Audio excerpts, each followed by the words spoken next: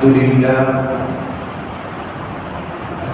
لله نحمده ونستعينه ونستغفره ونؤمن به ونتوكل عليه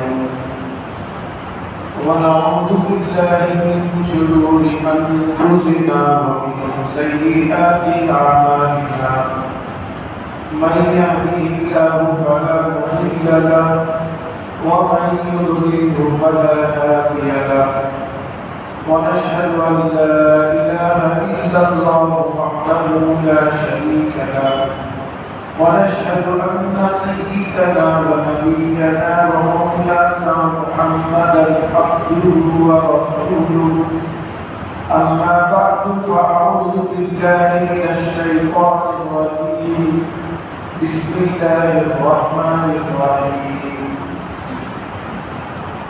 فلما قضينا عليه الموت ما دلهم على موته إلا دابة الأرض تأكل من سأته فلما خر تبينت الجن أن لو كانوا يعلمون الغيب ما لبثوا في العذاب المهين صدق الله العظيم.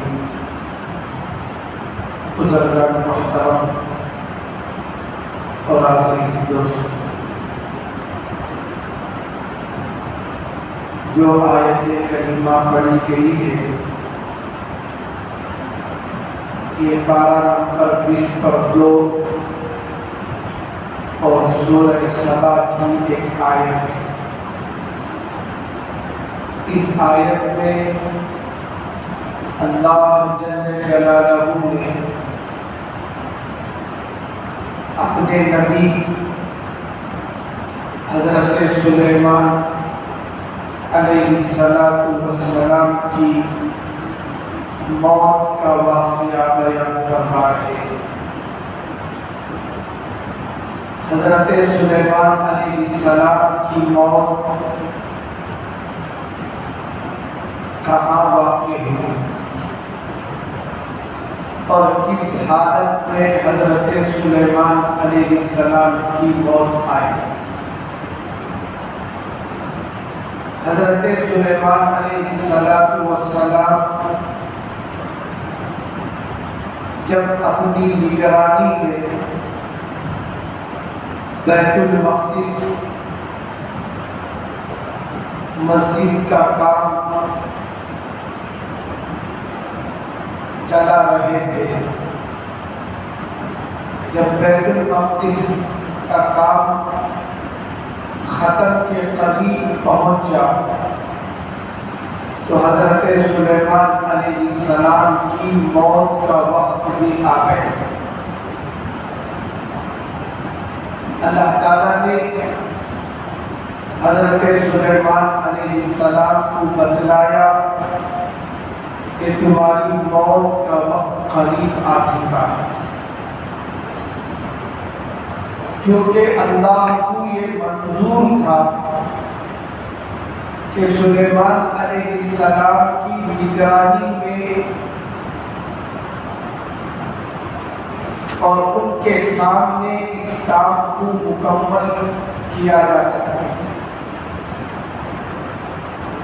تو اللہ تعالیٰ نے حضرت سلیمان علیہ السلام کو بتا دیا کہ تمہارے موت کا وقت قریب آ گیا۔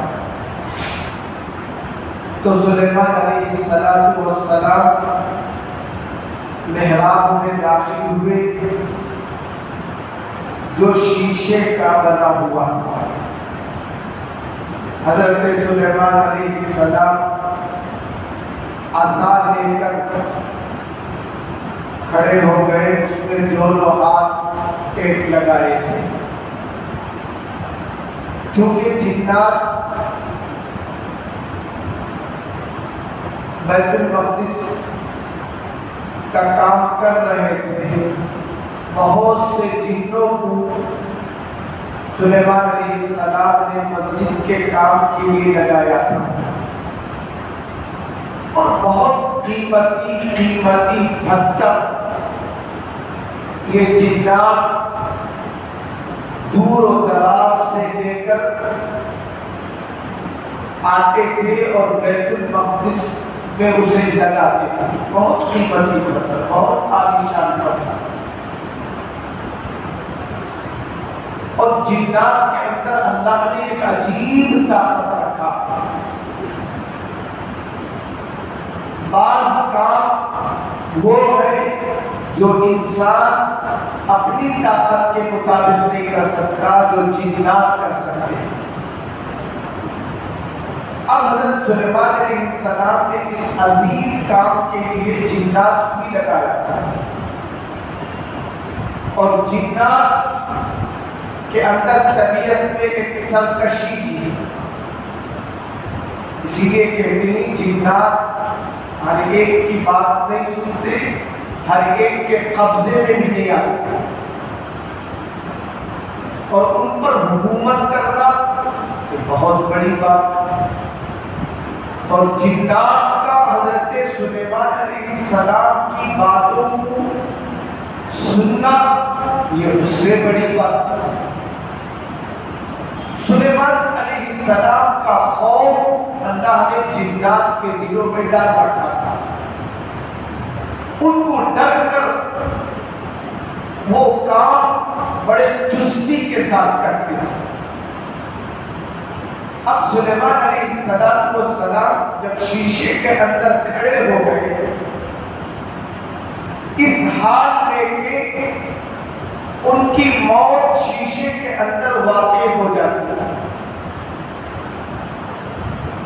برابر حضرت سلیمان علیہ السلام عصا پر دونوں ہاتھ کا ٹیک لگا کر کھڑے رہتے، اور جنات یہ سوچ رہے تھے کہ سلیمان ہمیں دیکھ رہے تھے. بالکل وہی ڈر اور وہی خوف سے وہ مسجد بنا رہے تھے.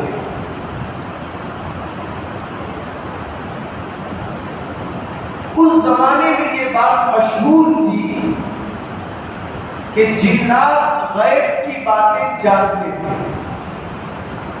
جبکہ ہمارا عقیدہ ہے غیب کی بات اللہ کے سوا کوئی نہیں جانتا. یہاں تک کہ نبیوں کو بھی غیب کا علم نہیں دیا گیا. نبی بھی امت کو وہی بات بتاتے ہیں، وہی غیب کی خبریں سناتے ہیں جو اللہ نے انہیں سنایا. ورنہ نبی کی بھی یہ طاقت نہیں کہ وہ غیب کے بات کو بیان کر سکے. اب اس زمانے میں لوگوں کے اندر یہ گمان تھا، یہ وہم تھا کہ جنات غیب کی باتوں کو جانتے ہیں. اب اللہ تعالیٰ اس واقعے کے ذریعے قیامت تک آنے والی امت کو بتانا چاہتے ہیں کہ غیب کا علم کسی مخلوق کو نہیں دیا گیا، غیب کا علم صرف اللہ کے پاس ہے. قرآن کہتا ہے وَمَا يَعْلَمُ الْغَيْبَ إِلَّا اللَّهُ، غیب کو نہیں جانتا ہے سوائے اللہ. اب سلیمان علیہ السلام کھڑے ہیں، جنات کام کر رہے ہیں، حالانکہ انتقال کر رہے ہیں. ہم جانتے ہیں انسان جیسے ہی مرتا ہے چند گھنٹوں میں اس کی جو بدن ہے وہ سڑنا شروع ہو جاتا ہے، بدبو اس میں پیدا ہو جاتا ہے. لیکن انبیاء علیہ السلام کا جسم چونکہ پاک ہے، اللہ نے تمام نبیوں کے جسم کو زمین پر حرام کر دیا کہ انبیاء کے جسم کو موت کے بعد بھی زمین نہیں کھاتی ہے. یہ انبیاء کی خصوصیت ہے. میرے اور آپ کی اور جتنے لوگ ہیں ان کو زمین کھا جاتی ہے سوائے انبیاء. کیا، ان کے جسموں کو اللہ نے محفوظ رکھا۔ اب سلیمان علیہ السلام انتقال ہوئے، مہینوں گزر گئے، لیکن برابر عصا پر ٹیک لگائے ان کا جسم کھڑا۔ اب اللہ کو یہ بھی بتانا تھا کہ اللہ کے علاوہ ساری مخلوق کو موت ہے، چاہے وہ کتنا بڑا نبی ہو۔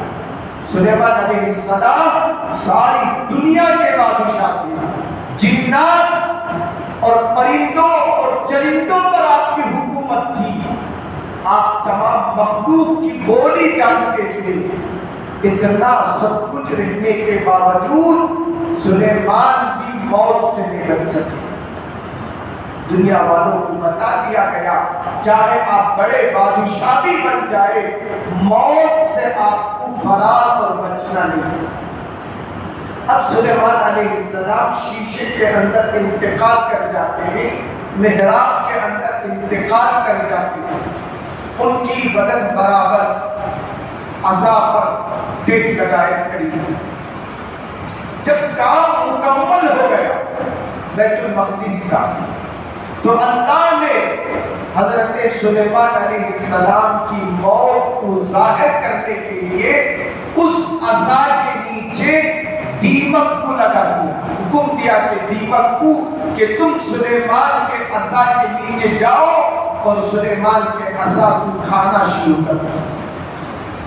اب وہ دیمک سلیمان علیہ السلام کے عصا میں لگ گئے، کھاتے کھاتے کھاتے کھاتے کچھ دور پہ آئے تو چونکہ دیمک کھانے کے بعد لکڑی کی طاقت ختم ہو جاتی ہے، جیسے ہی دیمک ایک حد تک پہنچی پھر عصا کا وہ بیلنس، وہ توازن ختم ہو گیا، سلیمان علیہ السلام گر گئے۔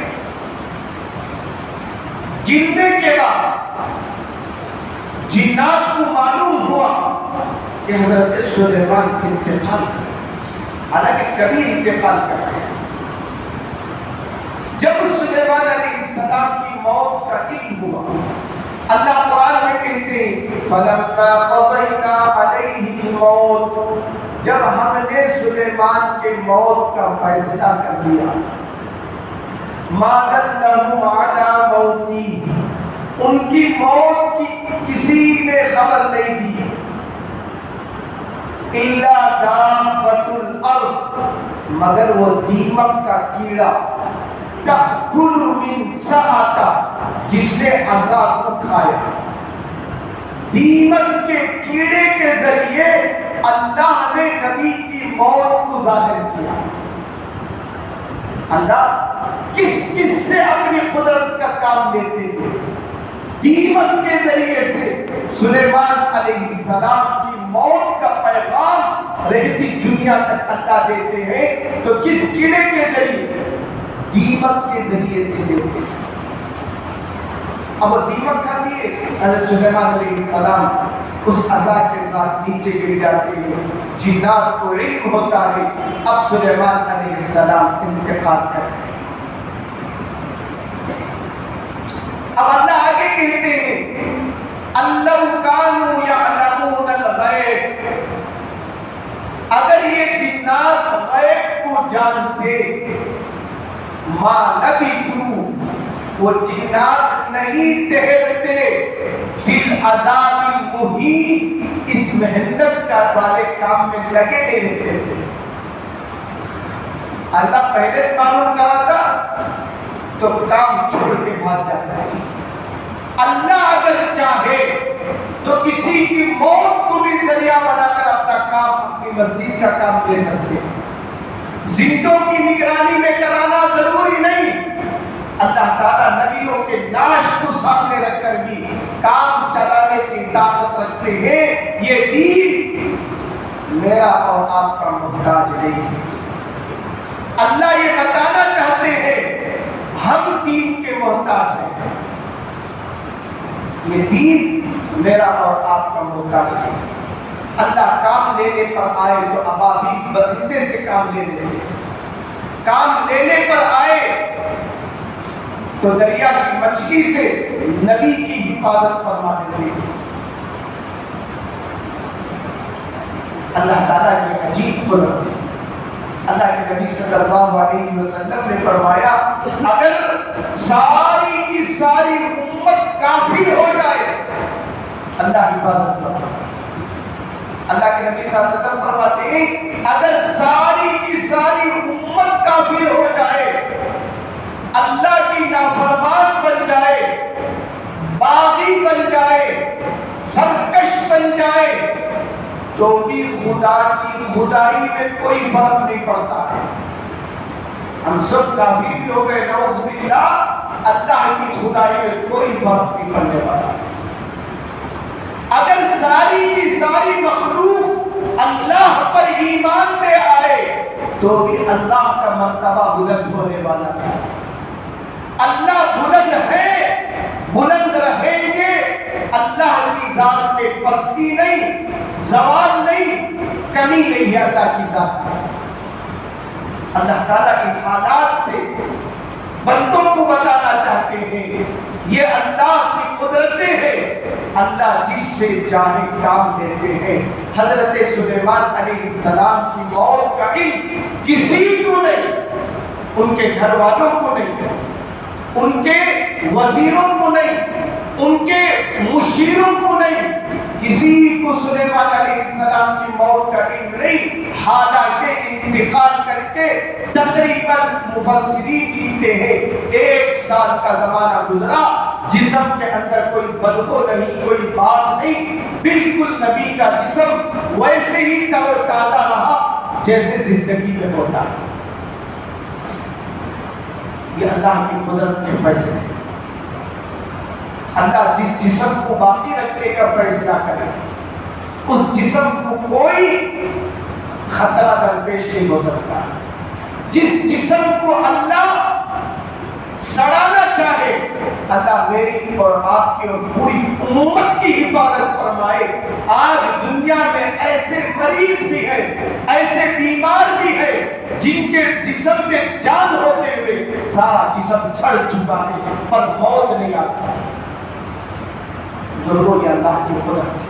فلما قضینا علیہ موت کے ذریعے اللہ امت کو بندوں کو پیغام دینا چاہتے ہیں۔